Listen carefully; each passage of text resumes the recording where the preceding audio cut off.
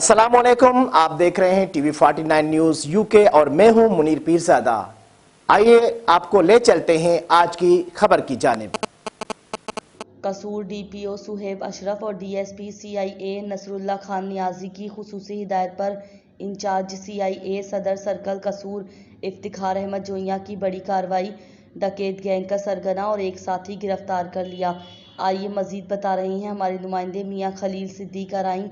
जी मियाँ खलील सिद्दीक, क्या तफसीलात हैं, आगाह कीजिएगा।